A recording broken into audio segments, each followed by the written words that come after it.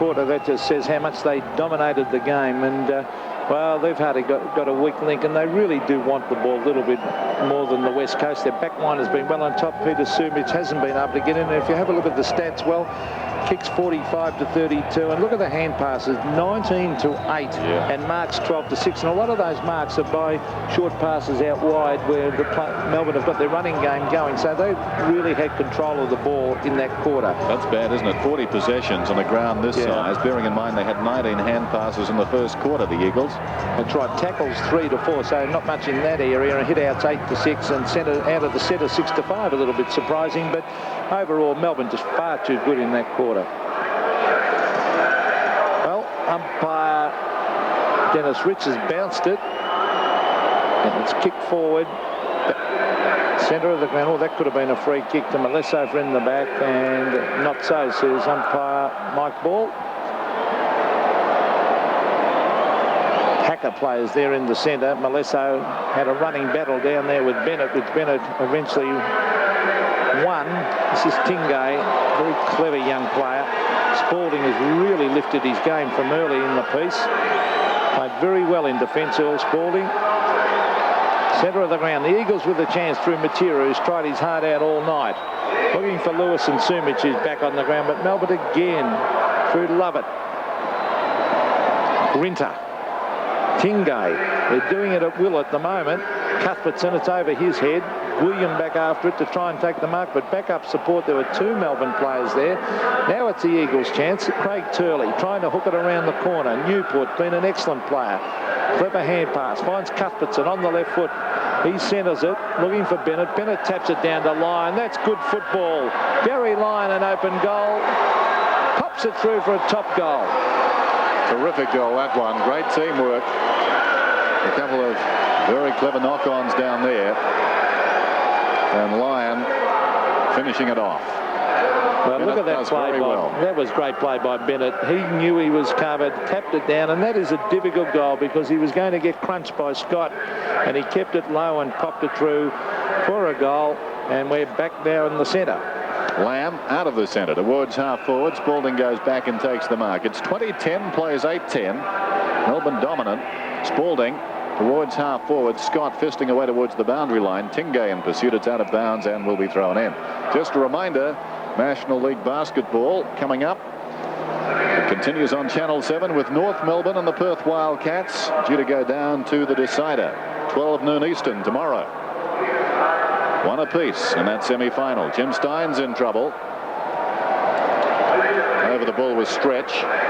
This is Cable. High kick towards half forward. Marnie goes back into unexplored territory with a lot of courage. Oh, that was a lot of courage. Footballers hate that, Dennis. Especially when the opposition have sneakers on.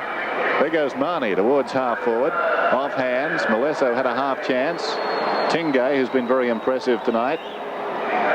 Bremen, little half check kick. It was a clever one. Sends Wilson away. Kicks through half forward.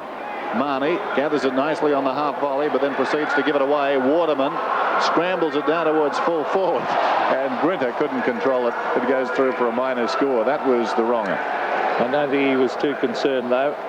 That has taken the Eagles on to 8-11. They're well behind. Melbourne 20-10. Grinter has been in a few little dust-up tonight. They were seen to be early in the piece. Here's Dwayne Lamb with the chance, racing in after it. He's tried hard. Lovely hand pass. Finds Matera. Matera punched after he got rid of it, but he might have kicked the goal. Here he has.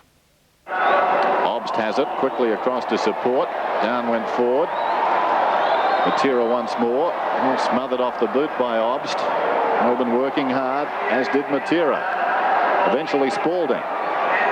Newport's got the run of it, confronted by Wilson, left behind by Lyon.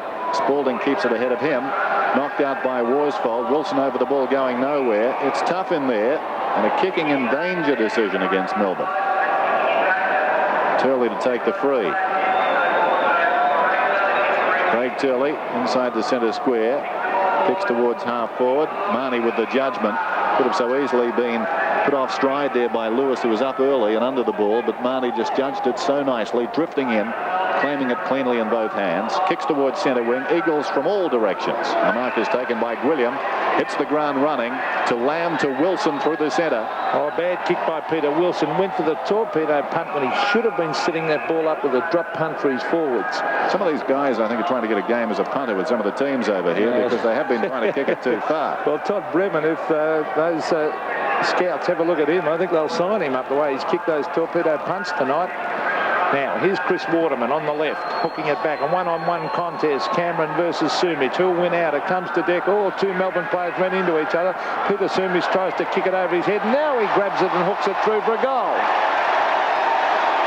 That is Peter Sumich's first goal of the night, which is very unlike him. Spent her time on interchange. Eagles move on to 10-11, trailing Melbourne 20-10. Yes, well, Sumich had it blocked the first time. Finished up on his arms. And a clever snap. Big roar from the crowd, as much for the goal umpire as for Peter Sumich. I love the goal umpires here. If I was a goal umpire, I'd retire to Portland and wear my coat in the street. Graham's taken high, and he'll get the free kick. Dwayne Lamb alongside the centre circle. Skews off the side of his boot. Chris Lewis was up, couldn't hang on. Falls to Cable. To Matera. Matera with some time from 40 metres out measures the kick.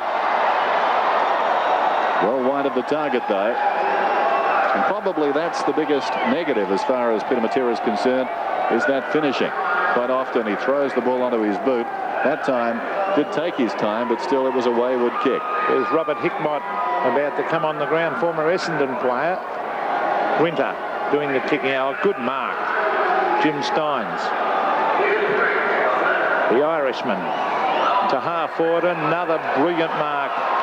That was taken by Cuthbertson. He's really shown something tonight from half forward. A wobbly kick. He was up there looking for Bennett. It's punched the ground. The ball comes back to Cuthbertson. Now, don't tell me he'll end up with a goal here. No, he went for a hand pass but missed it. And Craig Turley takes it over the line. Rodney Grinter having a spell on interchange.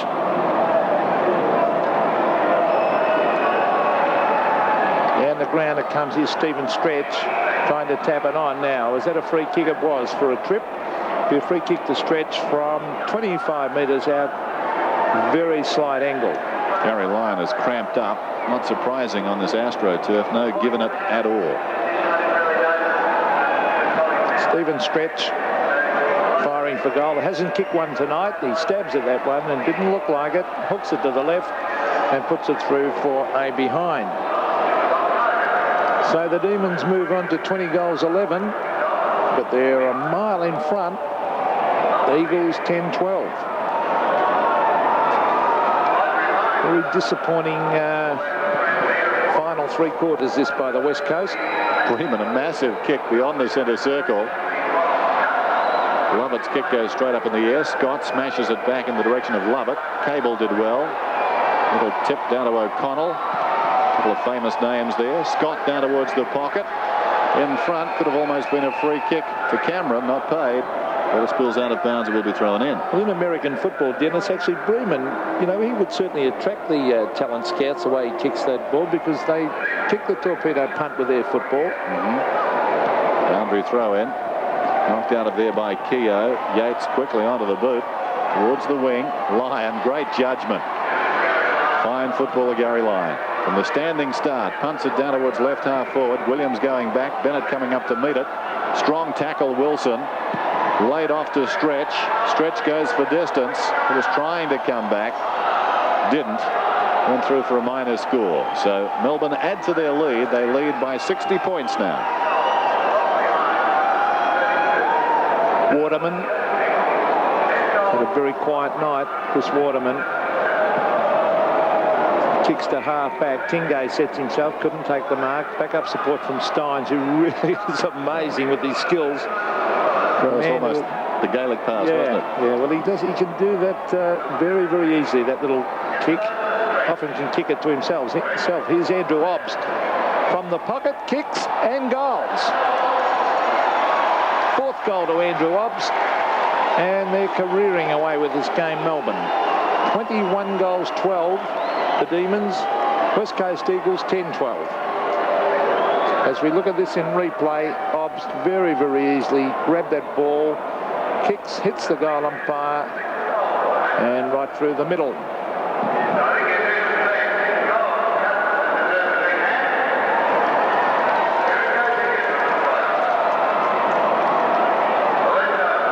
As has been the case since quarter time, or most of the time, Melbourne attacking again.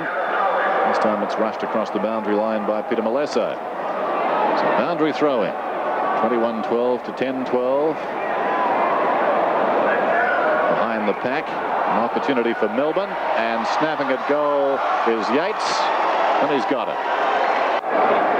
The ball on the Melbourne half-back line. This is Robert Hickmott, the centre wing, and he's found Yates. Well, the umpire's called play on. Yates, oh, that's holding the ball. No. And Peter Matera can't believe it. I thought that was holding the ball, actually. So, umpire giving Graham Yates the benefit. It's a half forward for the West Coast. Yates in after it again. Hooks it to the half forward line. Cuthbertson sets himself. And that's an excellent mark. Or was it out in the full? It was out in the full, in fact, so it'll be a penalty kick down there to Peter Wilson. Wilson to the centre of the ground. The lead was on by O'Connell. Juggled attempt, and the mark has been paid. David O'Connell plays off a hand pass. It's not a good one, but he's found Todd Bremen. Bremen, a long kick down to 4 foot off, push in the back by Scott. This is Waterman not being able to control it, and it'll be a throw-in the West Coast Eagles forward pocket. 13 minutes remaining in the game. Boundary throw-in. Rucks go at it. One forward by Scott. Cameron knocks it across towards support from Spalding. He does well in a tight situation. Keogh taken high, no free kick. Hooks it across his body towards centre wing. Gathered superbly down there by Tingay, a real player of the future. Could have almost been a relayed free. A belated tackle by Worsfold. Some frustration there. In fact, it was paid down the ground to Flintoff, who kicks in towards centre half forward. Bennett, good mark. Now this will be interesting. He'll kick from about 45 metres. And I'd venture to say he could hit the back awning on the full. Above the Foster's sign, I fancy. What price? Well, I agree with you. He's half kicked it. It's fallen short. It's gone through for a behind. Well, actually, I wonder if he's carrying a bit of an injury, because has not kicked anywhere near as prodigiously long as he normally does tonight. Hates commentators too. Did he make a comment, did he? No, just the way he kicked it. Bremen gives it back to his teammate Peter Malesso. Malesso to centre wing, good mark. Chris Waterman. Well, he's kicking long. The lead is on by Scott. He couldn't take it. They really haven't got much idea up forward tonight. It was forward, getting it to the half forward line. David O'Connell goes short. Oh, it's a shocking kick. He really lets him. Probably why he's not in the Eagles team, Dennis. Yes, his finishing isn't always the best. Of course, the West Coast Eagles forward line over the course of the season has been based on space and room to run into. Just That's not right. here tonight. That's right. And it's very different ground to their home ground, Subiaco. Well, sometimes their home ground, of course. They play at the Wacker as well. Half forward. Oh, big flyers by Hickmott. Now, was he off? Yes, the umpire called that he would play it on. Cameron, well done. Gets in a hand pass to Spalding. Back up support from Lovett. Lovett, the short chip pass. Two Melbourne players against one Eagle, and the one Eagle one out there was Craig Turley, and he taps it over the line. Craig Turley had a marvellous final round for the West Coast Eagles. A real emerging player as far as they were concerned in the finals. Keogh has done marvellously well tonight. The hand pass a little untidy, and Matera's got the run of it. Like a base runner going into third there, couldn't control it. Waterman in all sorts of trouble. Matera came back with a lot of courage. Spalding went over the top. Lamb the snapshot. Wide of the mark. Well and truly out of bounds on the full. Collingwood. No, he's rapped about Collingwood. That wasn't a reflection. I think it was. No. It's a sly dig, Dennis. Not with you sitting so close. Centre wing. This is Cameron. Quick kick to the half-forward line is marked by Wilson. what you meant was he showed a lot of intelligence, that man, I think, Dennis. He was happy. Short one is with Bremen. Now, will he go for the long kick? I love one of the best kicks in the game. No, he goes short. To Waterman.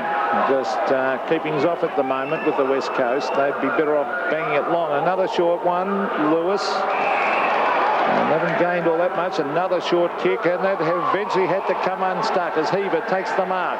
He kicks it long to Stretch. Stretch, excellent mark, running with the flight. Hooks it back at goal, up in front. One-on-one contest.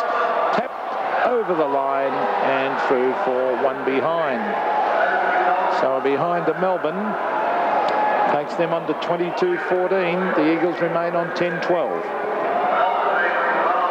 Kick in by William towards centre wing. Cable leads back in the race. In trouble. Strong tackle by Yates. Got him down. Turley looking to go off the ground, but working hard in front was Keogh. Got it across to Spalding. Spalding goes in short. Too much carry for Yates. A lack of talking there. Heaver was well placed to take the mark behind. Beveridge gets it across to Yates, who turns. Little chip pass in, intended there for Flintoff. It was knocked away by Worsfold, and now Matera decides to go for a run. Matera, the second bounce, carries him towards centre wing. Chips back towards half forward. Marnie did well. Nicely played by Marnie. Got it across to support there, and Lovett kicks it down towards half forward. In the road is Gwilliam, who's content just to amble across the boundary line. Wry smile from Brad Gwilliam. Almost deliberate, that. Hard to get your bearings down there with the straight lines. Half forward for Melbourne. Been a very impressive display. They wanted to make up for that shock loss in the finals. I've been very impressed with this man tonight. Matera, I'm amazed, hasn't had more games during the year. He's been carrying injuries, you know, Dennis. He did have some problems early in the season. Hard man to place, I think. Not quite a specialist rover. If he was going to make his mark in the Eagles side, perhaps that was the niche. Well, he certainly works very, very hard. That was Steins taken out of the ruck to forward. One of the young Melbourne players will have a chance next year. Good mark to Turley. Turley onto the left. He's tried hard all night. Looking for Sumich. Can't take the mark. He's had a terrible night. Cameron to Stretch. Now, Cuthbertson up in front. Thump down the ground. Cuthbertson after it again. And eventually Peter Malesso takes it over the line. Peter Malesso bleeding from the nose. Rod Grinter looks on. May not be back tonight because just over 7 minutes remain in the game. Beveridge in trouble there. Picked up now by Heaver. Deep in the pocket, he snaps. He's missed by a long way through for a minor score. Now, Brent Heaver in his first game, he comes from the same club, Epping, in the Diamond Valley, that Cuthbertson comes from, and kicked 5 goals in his first AFL game. It's against Collingwood, wasn't it? O'Connell goes towards half forward. Spalding's in front. Missed it. Waterman comes away. With some time, they stayed off him. He pulls it back down towards the pocket. Storming up the ground was Hickmott, who thumped it out towards centre wing. Gathered nicely by Yates. Pulls it back across the body towards centre wing. Barrett an unkind bounce. It runs away from he and Hickmott, who backed up strongly. He got the ball in the back pocket. He ran on down the ground and still is going strong back to his position there. Good aggressive running by Melbourne. They continue to apply the pressure. 22-15 to 10-12. The Eagles a long way off the pace. Worsfold, the short pass. Waterman couldn't hang on. Ford, the hand pass to Heaver. Heaver thought about the feint. Now he goes long down towards the pocket. Going back down there is Gwilliam. Almost the mark. It's out of bounds off hands. It's in that forward pocket area for Melbourne. Very impressive display. Brad William has time to smile. And I think if he looked up at the scoreboard, he wouldn't be smiling too much. Bennett taps it down. A further tap on. Peter Matera. He's down the back line now collecting kicks. Oh, bad kick. Straight to Stretch. Now Stretch can run right in and pop this one through. There it is. Beautifully deliberated kick. Bang, right through. Cameron, and half back for Melbourne, has played a pretty good game down there in defence too. Here's Turley, one of the West Coast better players. He and Matera probably been their best players, I think, Dennis. Yep. They've had a lot down. Chris Lewis has been quiet. John Worsfold's been quiet. Jackson a big first half. Yeah, Jackson, 5 goals early. There's Turley again working hard. But look at this. Melbourne players swarming on top of that ball. And Graham Yates read that well. That's a difficult mark. Now, he's kicked one. And he loves to kick a goal, Graham Yates. In some ways, I hope he misses it. I'll hear about it for the rest of the night, Dennis. Graham Yates kicks. Oh, he's kicked it. Beautiful goal. 2 goals to Graham Yates. Split the middle. So Yates has 2. Cuthbertson 5. He had 5 to half-time. Darren Bennett 4. Andrew Obst 4. Gary Lyon 3. So Melbourne, a lot of goal scorers, as you'd expect in this total. 24-15 to 10-12. Just under 4 minutes remaining in the game. The football in Portland has been a big success. Just under 15,000 tonight. There's the kick from Lamb to Matera. Matera goes for distance. Good looking kick. Just off target. Minor score. 10-13 to 24-15. Didn't he play a great game once in a State of Origin game, Peter Matera? He did actually, as a local club footballer amongst a lot of Eagles and expatriate West Australians. He played very well, and probably that, as much as anything, earned him his Eagle spurs. There goes Bennett, well up the ground, kicks it only as far as Worsfold. Worsfold pumps it back into the forward line. In from the side, Scott didn't touch the ball. Ford did. Kicks it out towards centre wing. Breeman's got the run of it. Now he'll settle. Goes in short and finds Phil Scott. Will take a good kick from here. Phil Scott, a real workhorse, can be played at the centre bounces and can also be played probably key position, centre half back, centre half forward. From 35 metres, Phil Scott fires a goal. I think he might have hooked it slightly. In fact, more than slightly, he's put it out of bounds on the full. So it'll be a penalty kick be taken down there by Robert Hickmott. Taking the mark is Chris Lewis. As Hickmott brings it around the boundary line. Steins at the back of the pack. Back-up support from Spaulding, but it ends up with Steins. He is a clever player. To half forward he goes and over the line. So we've got a throw in inside the last 2 minutes of this game. Hard to imagine that the Eagles led by 7 points at quarter time, but all that was washed away. Barrich got it out, but Ford sends it back down towards the pocket, and Heaver, valiant attempt to mark. In fact, he's paid the free kick. Turley was bearing down on him.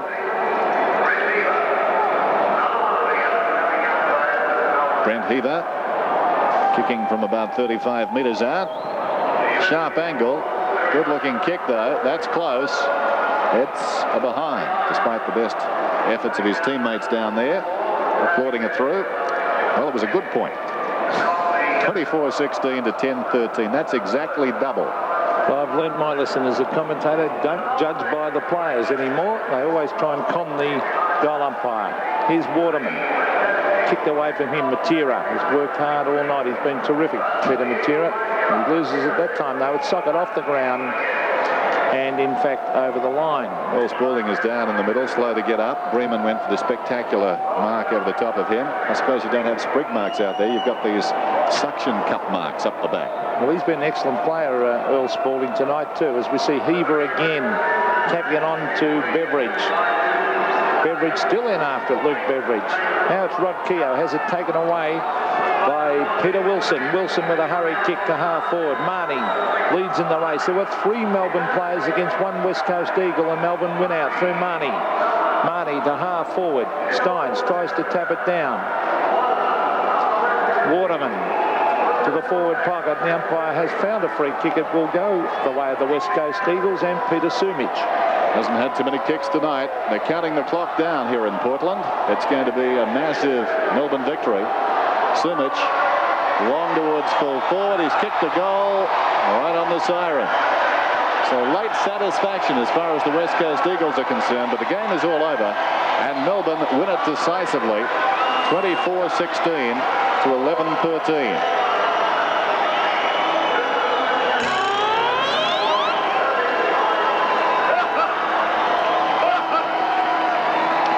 A resounding victory for Melbourne, and the game has been a resounding success.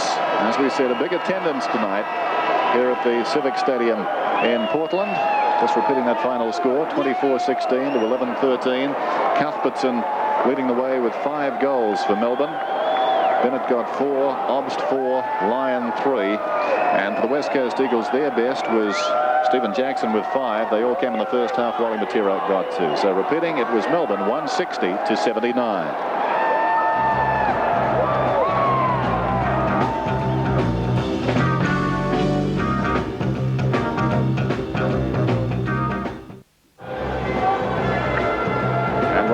Portland, checking that final scoreline, it was Melbourne by 81 points. The West Coast Eagles may have won the first semi-final, but things were turned around as far as tonight was concerned. 24-16, a massive score recorded by Melbourne. We're standing by for the presentations now. In fact, let's go down to Michael Williamson. Ladies and gentlemen, and all you Demon fans here, you're fantastic.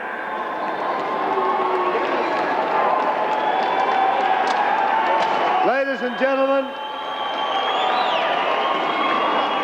to present the Foster's Cup to the captain of the Melbourne Demons, may I introduce Mr. Ted Kunkel, the Executive Chairman of Foster's North America. And I'm sure he's a Melbourne fan too. Mr. Kunkel, ladies and gentlemen. Thanks, Mike. On behalf of Foster's, thank you, Portland, for being such wonderful guests and wonderful attendees. And on behalf of Foster's, I'd like to call Gary Lyon over here to accept the cup on behalf of the Melbourne Football Club. Gary.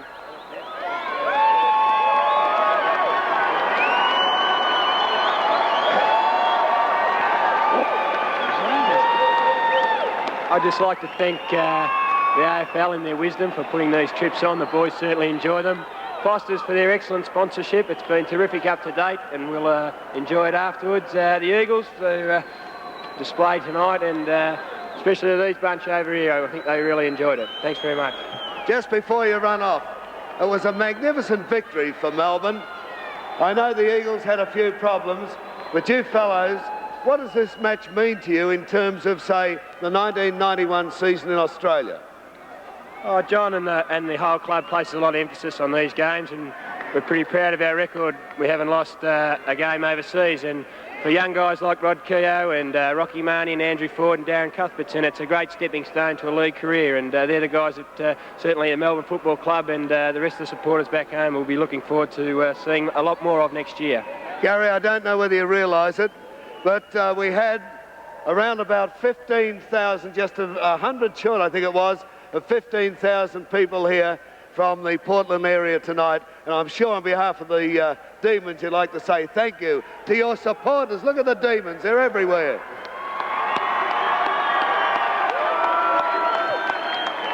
Thanks for the Eagles as well. Thanks very much. I mean, we really have appreciated their support. They've been very hospitable, and we look forward to seeing more of them in the next few days. And I think, what about putting our hands together for the Eagles over there? Come on, let's hear it. And thank you, you people of Portland, again on behalf of the Eagles, the Demons, and all the officials. Thank you for your wonderful hospitality, and we would love to come and see you again some other day. Good night. God bless you. Michael Williamson with Melbourne skipper Gary Lyon. Let's take a look at the numbers then on tonight's game, and certainly as you'd expect with that massive scoreline of 24-16, they do favour Melbourne comprehensively, Pete. Yes, and often with the stats, Dennis, it's a side that's just got control of the ball. They'll have more kicks and hand passes. As you can see, 199 to 159 with the kicks, hand passes 71 to 47. They really did control the game, Melbourne, particularly after that first quarter. Again, they led in the marking 54 to 43. Even in the free kicks, 30 to 21. That's because they were first in for the ball, and they often had 2 and 3 players around the ball against one of the opposition West Coast players, and that player was forced to give away a free kick. Centre bounced out of the centre, 21 to 17 in fact, and well, I thought it would have been better out of the centre, but after that, when it got down the Eagles forward line, the Melbourne defence far too strong. We talked about the approach of Melbourne coming in, and obviously a few players to look forward to for next season, Cuthbertson in particular. Well, they've got a lot of good young players, and John Northey very disappointed with their performance in the finals. Cuthbertson is going to be an excellent player, might not be big enough for full forward, but also young Andrew Ford. Tingay is going to be a much better player in the future. He's only a youngster, and they've got a lot to look forward to, Melbourne, and their thirds are in the finals, their seconds are in the finals, and I know John Northey took this game particularly seriously, particularly after that ordinary effort in the final. He was bitterly disappointed in the finals in Melbourne, and they wanted to come here for revenge, and they got it tonight. And I know that he put a curfew on the players as far as drink and late nights and that, and they took it very seriously, and it bore fruit in the end. Well, this sort of game is tailor-made for that sort of dedication. The team that comes in wanting to play football, end of season, is going to do very well, aren't they? Yes, I sort of felt that the West Coast, I know their coach wasn't here, Mick Malthouse, but I felt that they were here on an end-of-season trip, and that's particularly those last 3 quarters, they didn't put in the effort. A lot of their top players were down. They played, naturally they had a lot of good players out. Guy McKenna was out, and they missed his run. David Hart was injured and went off the ground, but I just felt that Melbourne wanted to win that game a little bit more than the West Coast. Well, that's game 1 of the Foster's International Cup having been played. Game 2 comes on tomorrow night. That's between Collingwood and Essendon in London. You can hardly say a replay of the grand final. That doesn't sort of work out too well, but obviously an important game from Essendon's point of view. They'd like to win that and turn things around. Well, Kevin Sheedy ripped into the Essendon players, apparently. He was very disappointed with their weak effort in the grand final. Let's face it, Collingwood were excellent, but Essendon were terrible to kick 5 goals in 4 quarters. So, and it was a fiery game, as we know. So they've got a lot to prove. The Essendon players have been branded too old, so they'll come out and hit Collingwood hard over there. And I think we'll see a great game over there in London. I'd love to be there myself. That's being played tomorrow then. Check your local guides. It's Collingwood against Essendon. In this game, it was Melbourne by 81 points after they had trailed by 7 points at quarter time. Just a reminder, too, on the 7 Network, we've got at 12 noon Eastern, the decider in that semi-final match in the NBL between North Melbourne and the Perth Wildcats. As far as the Wildcats were concerned, they won their first. They lost the game, the first game, at the Glass House in reply. And, of course, it goes down to the decider at the Glass House. That's it then from Portland, Oregon. Thanks for your company. On behalf of Peter McKenna, I'm Dennis Cometti. Good morning.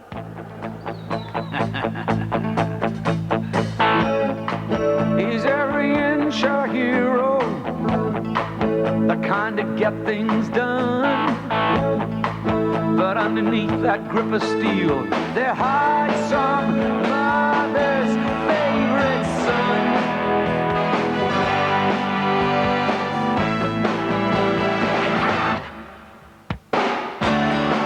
All the world needs heroes, one for all and all for one. We stand with pride beside Australia's favorite sons. They got the spirit and passion. They got the spirit and the passion. And the best is yet to come. And the best is yet to come. This has been a 7 Sport production for the Australian Television Network. Australia's favorite sons.